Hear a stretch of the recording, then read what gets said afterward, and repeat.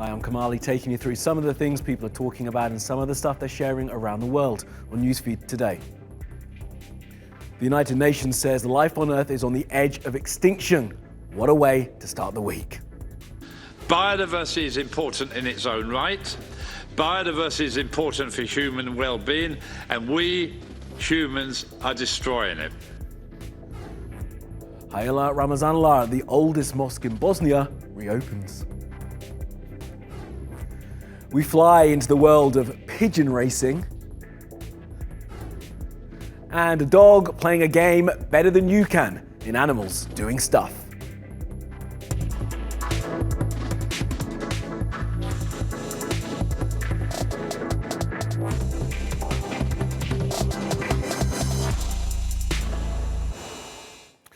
Top of our newsfeed, the UN's Extinction report. Now, this thing has been 3 years in the writing and lays out the many, many ways life on our planet is being pushed to the edge of extinction. Now, if you have been paying attention, you'll find some of the findings in this report familiar. It talks about the massive and increasing loss of animal, plant and insect life. It highlights how oceans are full of plastics and shows how forests, jungles and grasslands are being lost. And it lays the blame for all of this in one place: humankind. Now, there is some hope in its pages, but it poses a serious question for us all. Are you willing to change your lifestyle to save the planet? The planet is in mortal danger, and humanity as we know it is on the brink of collapse. We've been warned many times, but never before in such stark and urgent terms. The natural world is in the worst shape in human history. The UN has released its assessment, and it makes for sobering reading. 1 million species are at risk, and many will disappear in our lifetime. Unless we act now to reduce the loss of biodiversity, we will undermine human well-being for current and future generations. We need to slow down the loss and degradation of our natural habitats, our forests, our wetlands, our grasslands, our coral reefs. And along with this, we need to slow down the extinction of species, from insects to large charismatic species, as well, of course, plants.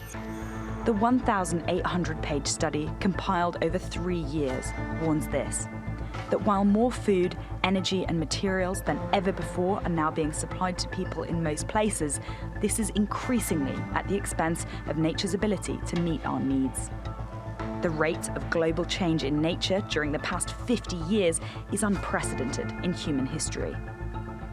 Rapid human population growth, unsustainable production and consumption, and associated technological development means goals to use the planet sustainably will not be met. And we need to change our narratives, both our individual narratives that associate wasteful consumption with quality of life and with status, and the narratives of the economic systems that still consider that environmental degradation and social inequality are inevitable outcomes of economic growth. But there is still some time to save our world. Governments, companies and individuals must take urgent action, we're being told. Over the next year, world leaders will have to agree a rescue plan before 2 key conferences next year. Environmentalists have been warning of the dangers our planet has been facing for decades. They now hope the UN's stark message will encourage people to take their warnings seriously and show people there may be ways disaster can be averted. We'll have to change our production methods, our consumption methods, and pretty much the whole economy. The report is almost anti-globalist in a certain kind of way, because it implicitly calls into question the way capitalism currently functions, and it is based on the accumulation of material goods. Almost 600 conservation experts have signed the Call for Nature petition, an urgent call for global action to halt the decline in nature. They're encouraging individuals to sign too, reminding everyone this is our planet and it's on us to save it. Now, Sir Robert Watson is one of the lead researchers behind this report. He laid out how imperative it is that we all act now. We're losing biodiversity. We're losing species at a historical rate. Potentially 500,000 to 1 million species are threatened with loss. We've lost much of our native forests, much of our native wetlands, and effectively Biodiversity needs to be considered as an equally important issue as climate change. It's not just an environmental issue. It is an economic issue, a development issue, a security issue, a social, moral and ethical issue.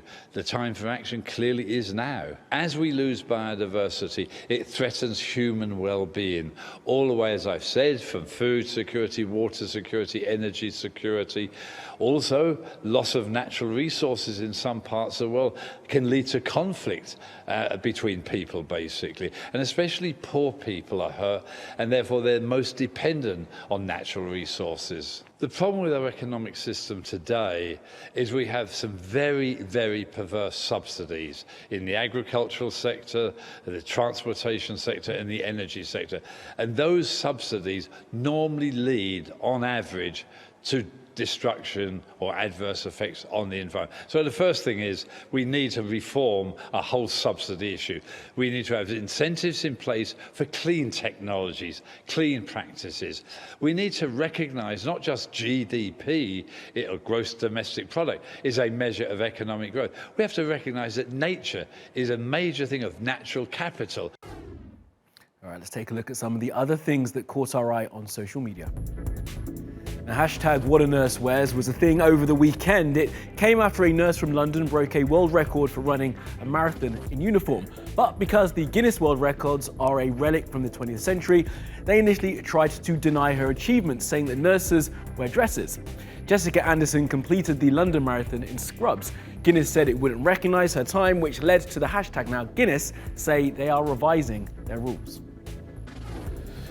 Video of a robotic police officer is going viral on YouTube. This thing is a prototype from a company called SRI. The thinking is that it could be used to reduce the number of motorists and officers being killed or injured at traffic stops, as it reduces contact between the humans. Yeah, not the worst idea, but why the robot is wearing a little police hat is beyond me. I cried enough tears to see my own reflection in them. The actor Brie Larson posted this on her stories over the weekend and the internet got all excited. Turns out she can sing and play guitar, which seemed to surprise quite a lot of people.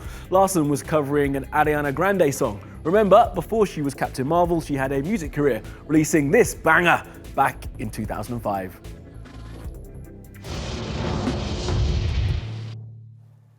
And just in time for the holy month of Ramadan, the oldest mosque in Bosnia has reopened.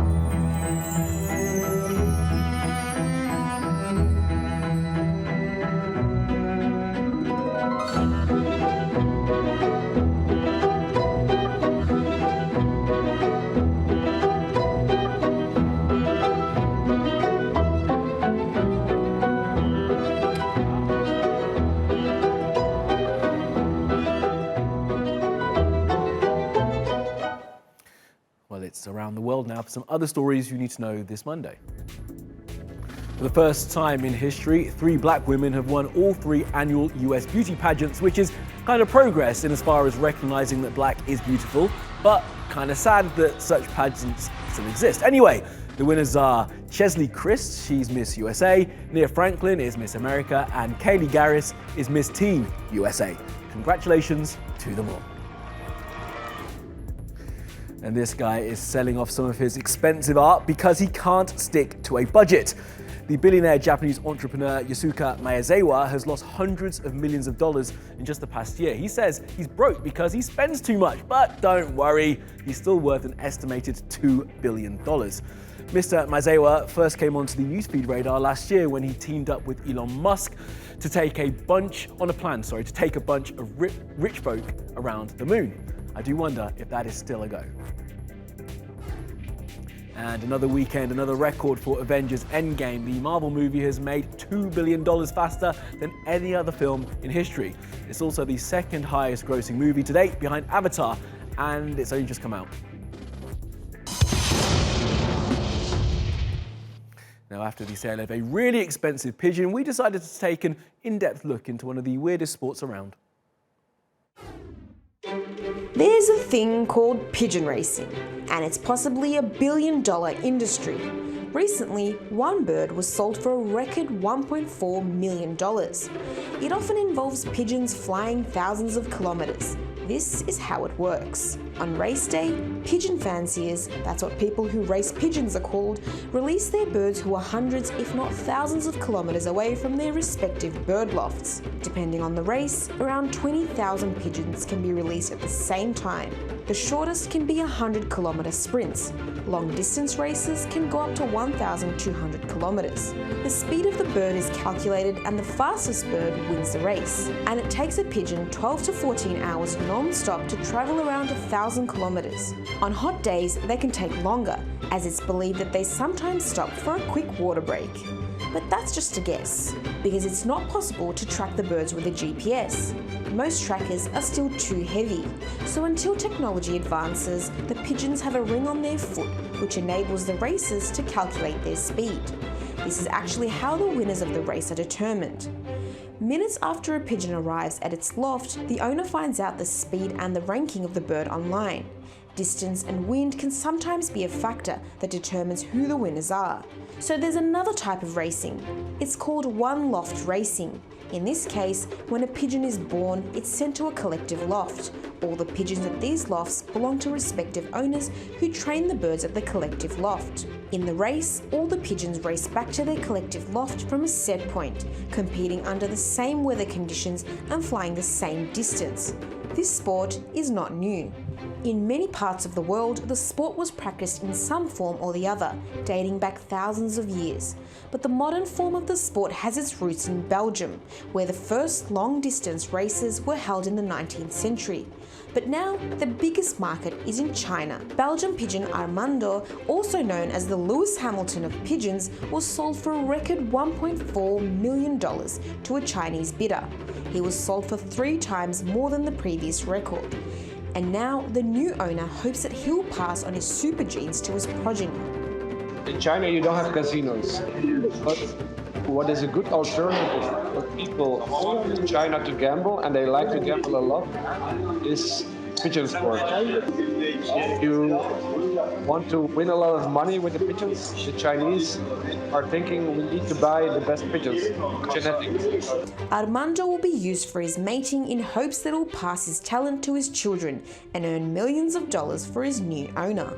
In the same auction, 7 of Armando's children were sold for $170,000 in total. A regular female pigeon can give 12 to 15 children a year. If well organised, Armando is expected to breed 100 children in a year. The Pioneer International Club in Beijing hosts a series of races where pigeons fly up to 500 kilometres for prize pots of over $60 million. And gambling prizes associated with these competitions spin off millions of dollars or more. The Belgium-based Pipa Pigeon Paradise, which is the eBay of the pigeon buying world, had a turnover of $28 million last year from online and offline pigeon sales. Pigeon racing is not just about the money and the gambling. For me, to see the pigeon arrive, like after a race, 10 hours flying against the wind, it's really interesting. And then, yeah, the feeling when they come home, that's the most wonderful thing about the pigeon sport for me.